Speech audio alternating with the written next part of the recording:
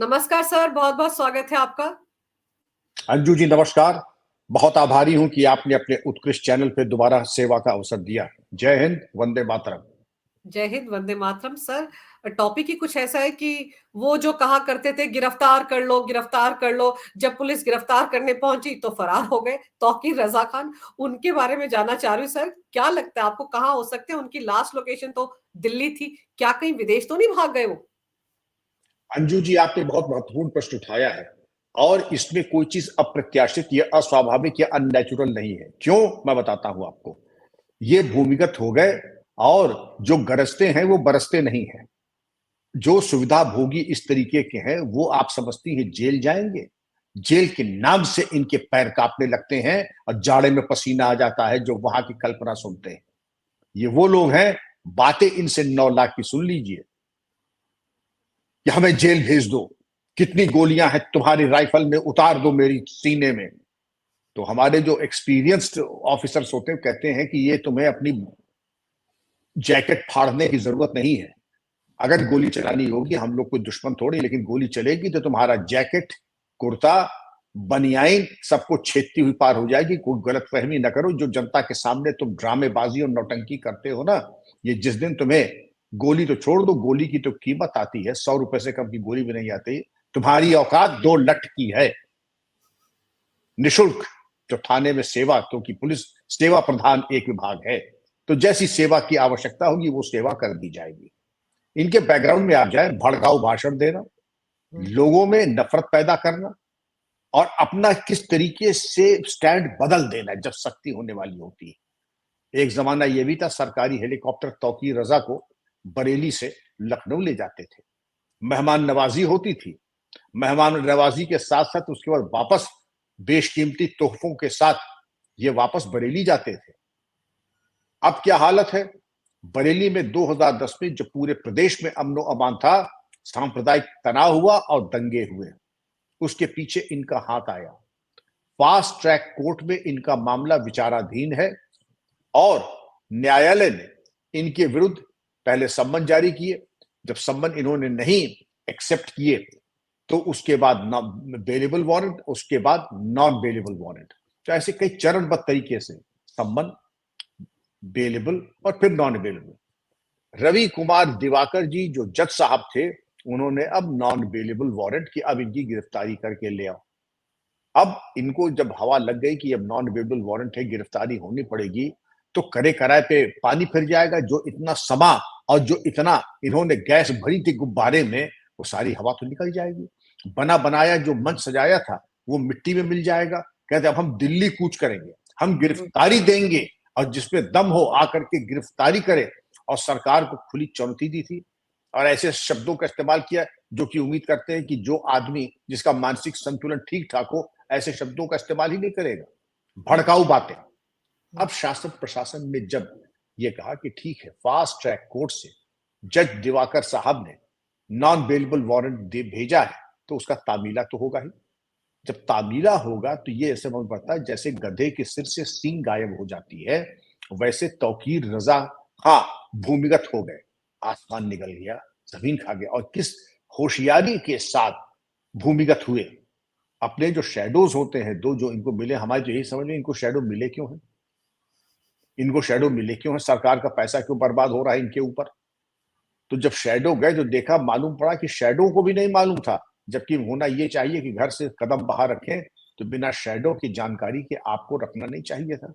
तो आपने तो शेडो को भी नहीं पता। आप नियम विरुद्ध, अगर आप इतने सुरक्षित हैं कि अपने आप कहीं जा सकते हैं और पुलिस को अपने अनुसंधान से मालूम पड़ा कि आप दिल्ली पहुंच गए हैं, तो अब आपको सरकार के शेडो की जरूरत नहीं। तो पहला काम सरकार को मेरा परामर्श होगा, इनके शेडो तत्काल वापस ले और जितने दिन शेडो इनके पास थे उनकी तनख्वाह की पूरी वसूली इन्हीं के द्वारा इनसे की जाए।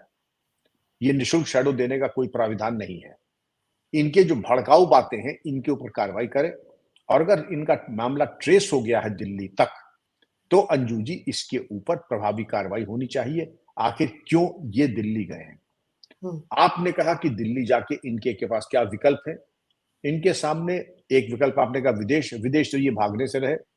विदेश अगर जाएंगे तो इनकी अरबों की संपत्ति जो यहाँ है वो सब दाएं बाएं हो जाएगी। जो इन्होंने अपने को महिमा मंडित करके जो ताना बाना और शिष्य मंडल तैयार किए हैं, वो दाएं बाएं हो जाएंगे। तो बेहतर यही होगा कि सुप्रीम कोर्ट जा करके किसी अच्छे वकील से बात करके कोई राहत लेकर के आए न्यायालय के माध्यम से, तो वो भी मालूम पड़ जाएगा। लेकिन बहरहाल हमारा आपका ब्रीफ केवल इतना है कि जो आपने 2010 में फिजा बिगाड़ी थी, जो आपने बिगाड़ने की कोशिश की थी, भड़काऊ भाषण दिए थे, दंगे की स्थिति उत्पन्न की थी, माननीय फास्ट ट्रैक कोर्ट के न्यायालय जज दिवाकर ने जो नॉन बेलेबल वारंट जारी किया है, उसकी सर्विस होनी चाहिए और आपको न्यायालय के सामने प्रस्तुत करना चाहिए।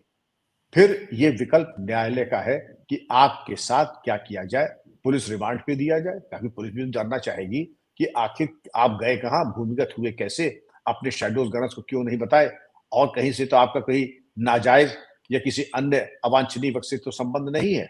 भागने में आपकी मदद किसने की? अब बिल्कुल। भागने में जिन्होंने मदद की वो पुलिस को भी जवाब दें। तो पुलिस रिमांड तो 14 दिन की तो बनती ही है, उसके बाद फिर जुडिशियल कस्टडी में जेल जाना होगा। अब इन तमाम चीजों के मद्देनजर जब तक आदमी अभ्यस्त नहीं होता है, बातें इनकी सुन लीजिए, आहा, जैसे मालूम पड़ता था कि ये आसमान फाड़ करके वहां से चीर करके चांद तारे ला करके आपके कदमों पे, ये तो उनमें से इनकी बातें सुन लीजिए। हम ला के देंगे मानसरोवर आपको, उठा बैठा आपसे जा नहीं रहा है, मानसरोवर ला के दे रहे हैं, आसमान चीर करके चांद तारे ला करके आप कदमों में डाल रहे हैं। और यहां जब मालूम पड़ा कि एक हेड कांस्टेबल आया तो मारे डर के पिछले दरवाजे से पतली गली पकड़ करके आप दिल्ली पहुंच गए और भूमिगत हो गए, पता नहीं किस बिल में छुपे हुए हैं।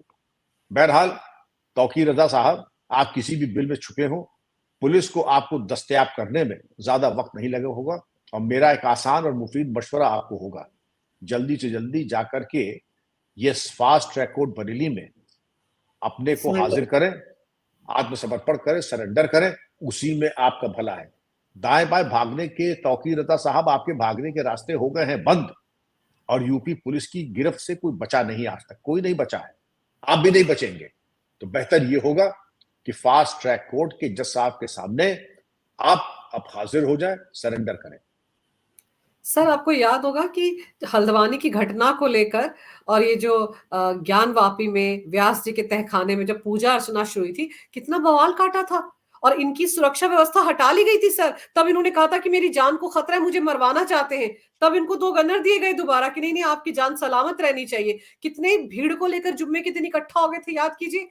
तब तो गिरफ्तारी देने के लिए जा रहे थे। मेरे को तो वो मंजर याद कर करके हंसी आ रही है कि तब तो कहते गिरफ्तार कर लो, गिरफ्तार कर लो। आज पुलिस दरवाजे पे खड़ी है तो पतली गली से भाग गए। लेकिन सर, 2010 में इन्होंने दंगों का के ये मास्टरमाइंड है बरेली के, 24 आ रहा है, 14 साल गुजर गए। इनका तो वो कांड जो था वो छुपा ही रहता। अगर वहां पर सरकार न बदलती, योगी बाबा ना आते, तो जो इनके चहेते थे उन्होंने तो जो इनको हेलीकॉप्टर सेवा से बरेली से लखनऊ बुलवाते थे, वो तो इनके इस धंधे को भी छुपा लेते। बिल्कुल छुपा देते। 2010 के बाद जब इलेक्शन हुए तो उसके बाद जो दूसरी सरकार आई, उनके तो राज्य अतिथि स्टेट गेस्ट हुआ करते थे, स्टेट गेस्ट हाउस में लखनऊ में रुका करते थे, आओ भगत में कोई कमी नहीं होती थी। और यहां तक भी कहा जाता था कि इनसे ज्यादा खास तो आज की तारीख में सरकार में कोई है नहीं, इनकी वो रसूख और पहुंच हुआ करती थी।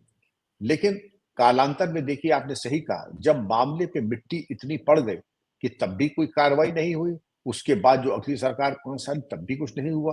तो जब उसके गर्द को साफ करके ये फाइल ऊपर आई, तो सरकार ने जब कार्रवाई शुरू की, फास्ट ट्रैक कोर्ट में डाला, फास्ट ट्रैक कोर्ट में डाला तो सम्मन जारी हुआ, फिर वारंट जारी हुआ, बेलेबल वारंट, फिर अब नॉन बेलेबल वारंट। लेकिन जो चुनौती देता था, गिरफ्तारी देने के लिए ये दिल्ली कूच करने जा रहे थे, ये मालूम पड़ा कि उनके लिए रिसेप्शन कमेटी, स्वागत द्वार लगे हुए थे जगह जगह, आपने खिदमत का मौका दिया। तो यूपी पुलिस तो विश्व में प्रसिद्ध है सेवा करने की, बड़ा सेवा भाव है यूपी पुलिस का। लेकिन जो सेवा पाता है यूपी पुलिस की, वो ता जिंदगी याद रखता है, उनकी औलादें भी याद रखती हैं कि किससे पाला पड़ा था और कैसी खिदमत और सेवा हुई थी। तो अच्छा ही हुआ उनके लिए कि उनको अभी तक सेवा का अवसर नहीं मिला, और मेरा मशवरा मांग लेंगे तो सेवा का अवसर होगा भी नहीं। बेहतर है कानून का, अगर जैसा कि वो कहते हैं कि इज्जत करते हैं, तो कानून की बेहतर इज्जत यही है कि चुपचाप बिना चू चपड़ के जाके न्यायालय में हो हाजिर, माफीनामा पेश करें कि कहां भूमिगत होने की कोशिश की उन्होंने। और इसमें यह भी देखें कि इनके 2 गनर्स जो थे उनको आपने क्यों नहीं बताया, क्या आपकी मजबूरी थी?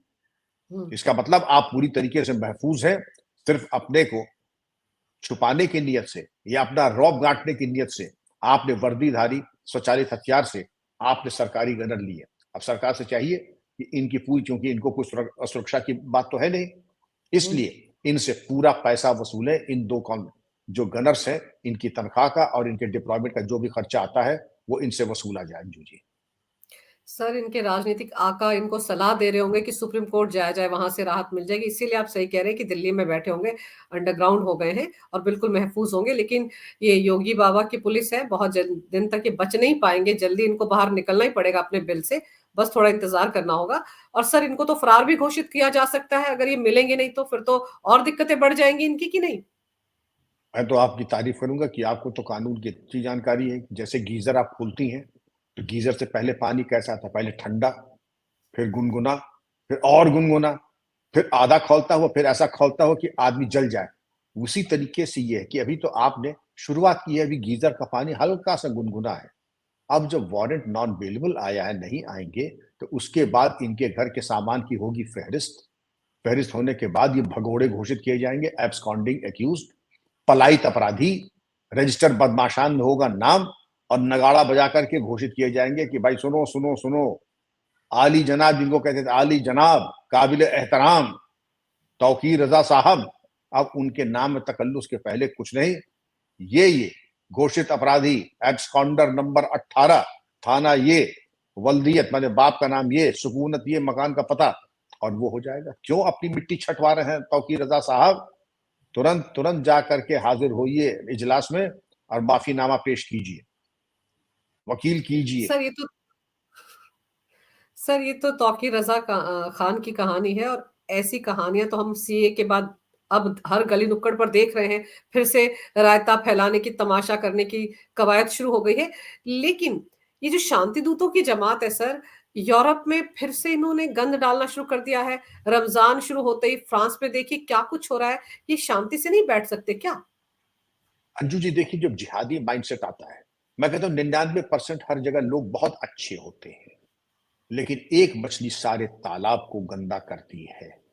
जब जिहादी माइंडसेट है तो जहां भी जिहादी होगा, जिसको कहते हैं क्या काबुल में गधे नहीं होते हैं, तो क्या फ्रांस में जिहादी नहीं होते हैं? क्या लंदन में जिहादी नहीं होते हैं? आपने तो फ्रांस की बात की, मैं आपको जर्मनी की बता दूं, मैं आपको स्वीडन की बता दूं, मैं आपको सबसे पहले तो बात करते हैं फ्रांस, जहां की आपने बात की।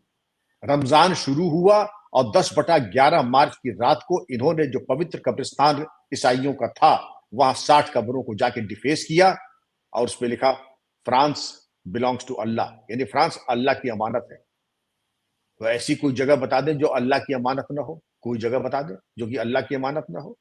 लेकिन अपनी गुंडागर्दी दिखाने का जहां मौका मिले, जहां जिस स्पेस पे हम हावी हो सके, चाहे वायुमंडल हो, चाहे दीवाल हो, चाहे आवाज हो, अपनी मौजूदगी को दर्शाने का एक घृणित और भोड़ा प्रयास करना।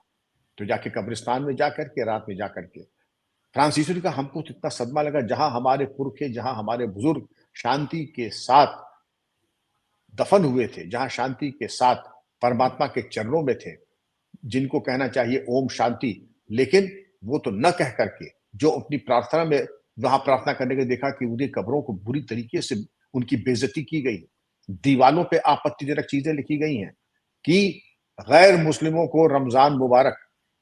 इतनी बेकरारी है रमजान मुबारक करने की, और रात के अंधेरे में क्यों किया? आप इंग्लैंड में आ जाइए, इंग्लैंड, और जिस तरह से युद्ध स्मारक के ऊपर फ्रांस में इन्होंने उसको भी डिफेस किया और उसका भी अपमान किया, ये वैसे ही था जैसे टाइम स्क्वायर पे लंदन में इन्होंने अपमानित किया। ये वैसे ही था जिस तरीके से हुजूम बना के।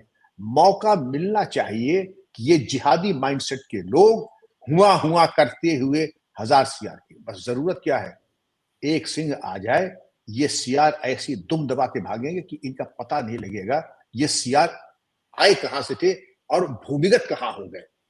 जरूरत उसकी बात है कि कड़ा कानून, आपको अगर इतना ही लगाव अपने कानून से है, अपनी जीवन शैली से है, तो आप वहीं रहिए जहां आपको जीवन शैली है। लेकिन कोई सीरिया अफगानिस्तान नहीं जाएगा, सब आएंगे यूरोप में और मांगेंगे अपनी जीवन शैली और अपने हिसाब से।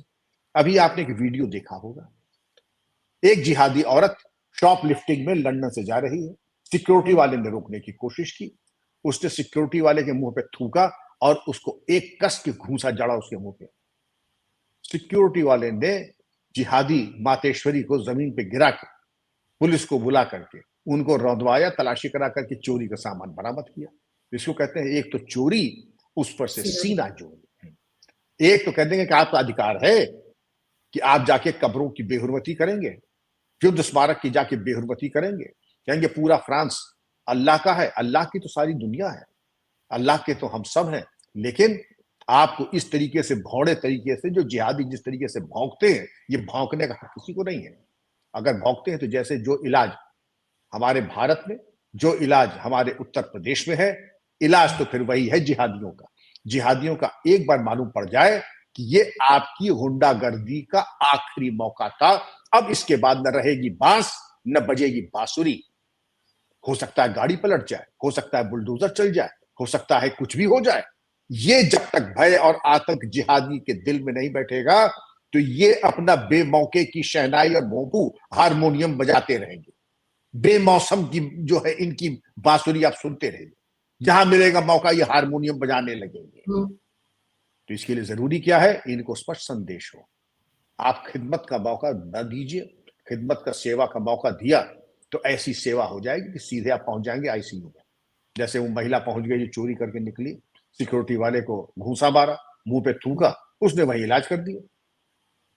तो ये सर एक ड्रिल बननी चाहिए। जी सही है जी, सही कह रहे हैं आप सर कि बहुत सख्त भाषा में, इनकी भाषा में ही जवाब देने की जरूरत है। सर आप ये देखो ना, सीएए लागू हो गया पूरे देश में, जो छाती पीटो गैंग है वो किस लिए पीट रहा है छाती, कि इनको भी, शांति दूतों को भी आने का सीए में प्रावधान हो जाए। सर वो जो नहीं क्यों 5 आने दें, करोड़ नहीं क्यों रोहिंग्या इस आने देश दें, में बैठे हुए, वो क्या है? नहीं क्यों आने दें। आप वहां पे देखिए, दो सवाल मैं पूछता हूं आपसे। हम्म। बांग्लादेश के मुसलमान और हिंदुओं के अधिकारों की समीक्षा कर लें और तौल लें। पाकिस्तान में हिंदू और मुसलमानों के अधिकार को तौल लें, वहां हिंदू समाप्त, पाकिस्तान में, बांग्लादेश में हिंदू समाप्त। किस बुनियाद पे आप कह रहे हैं कि बहुसंख्यक, वहां के बहुसंख्यक यानी मुस्लिम जनसंख्या को भारत में आने की अनुमति मिलनी चाहिए? हरगिज नहीं मिलनी चाहिए। वो तो बंटवारे के आधार पे अपने अपने देश पे वैसे ही हैं। जिनका उत्पीड़न हो रहा है, जिनके पूजा स्थल गिराए जा रहे हैं, जिनकी महिलाओं का अपहरण और बलात्कार हो रहा है, उनको अधिकार मिलता है। यहां बराबर पे रख करके गिद्ध और सांप और एक तरीके से कबूतर को आप एक साथ नहीं तौल सकते हैं। एक जो चाकू है और एक खरबूजा, दोनों को आप एक तरह से कैसे तौल सकते हैं? चाकू को मिटना ही पड़ेगा और खरबूजे की सुरक्षा करनी ही पड़ेगी। जो पीड़ित पक्ष है हम उसकी तरफ है, देश सीए उसकी तरफ है, पीड़ित पक्ष की तरफ है। और जो आतताई है, आक्रामक, उसको जो कह रहे हैं कि उनको भी मौका मिलना चाहिए, तो बेहतर ये होगा कि जो कह रहे हैं उनको भी वहीं चला जाना चाहिए। बहुत अगर आपको दर्द है उनके बारे में तो आप भी वहीं तशरीफ ले जाएं। यहाँ तो उनके लिए है जो पीड़ित है। और जो हमारे यहाँ जो 99% कानून को मानने वाले समझदार जो मुसलमान है, वो ये कहते हैं कि हम यहाँ बहुत सुरक्षित, बहुत सुखी हैं, क्योंकि बहुसंख्यक उनसे हमें कोई खतरा नहीं है। नहीं आपको इतना दर्द है तो एक इनमें से जो सीए कह रहे हैं यहाँ बुला लो, जिससे कि आप चाहते हैं कि हिंदुस्तान भी अफगानिस्तान हो जाए, सीरिया बन जाए। वो होने वाला फ्रांस नहीं हो है। जाए।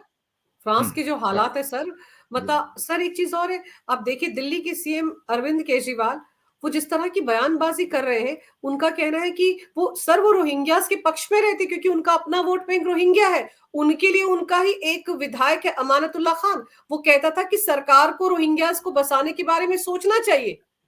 वो घुसपैठी हैं, गलत तरीके से यहाँ आए हैं, जबकि ये जो अल्पसंख्यक हम कह सकते हैं, हिंदू, क्रिश्चियन, ईसाई, जो बांग्लादेश से, पाकिस्तान से और अफगानिस्तान से आए, सर वो शरणार्थी हैं, शरण मांग के आए हैं, वो घुसपैठ करके नहीं आए हैं। तो घुसपैठी और अंजू जी, शरणार्थियों में ये फर्क ही नहीं समझ रहे इतने बड़े बड़े नेता। ये नेता कहाँ है, ये अभिनेता है। ये चाहते हैं कि इनका वोट बैंक सलामत रहे। अभी तो आपने जो हल्द्वानी में देखा, जो तांडव वहां पर 50,000 लोगों ने किया। जी हाँ, हल्द्वानी में अब्दुल मलिक ने और उसके जो पुलिस पे और हमारी महिला पुलिस कर्मियों पे आक्रमण किया। ये वोट बैंक को बसाना चाहते, कहते ये हमारी अमानत है। और जिनकी बात आप कर रहे हैं शरणार्थी, वो अमानत नहीं है। वो सिर्फ जो है इनके जो इनके मंसूबे हैं उस पर कोई बहुत ज्यादा लाभ उनसे नहीं मिल रहा है। अब हम इस पे आते हैं, इनको वाकई अमानतुल्लाह खान ने कभी कभी कहीं कहीं से बहुत अच्छे विचार आ जाते हैं। अब इनको बसाने के बारे में मेरे कुछ परामर्श होंगे सरकार को, जो कि कई देशों में, इंग्लैंड वगैरह में किया जा रहा है। एक तो जो भी इस तरीके की घुसपैठी हैं, उनके वोटिंग राइट समाप्त हो जाने चाहिए।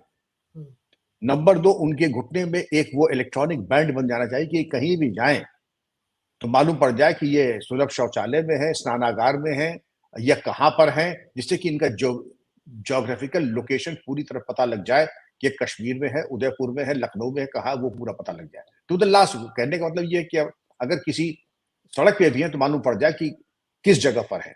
दूसरी चीज, इनको प्रॉपर्टी राइट्स इनके नहीं होने चाहिए, ये कोई प्रॉपर्टी एक्वायर नहीं कर सकते हैं। और इनको थाने पे हाजिरी लगानी चाहिए वक्तन फवक्तन, भले ही 1 महीने में एक बार, कि यहां पर मैं मौजूद हूं और ये मेरी हाजिरी है। तो एक तो वो बैंड होना चाहिए, इलेक्ट्रॉनिक बैंड।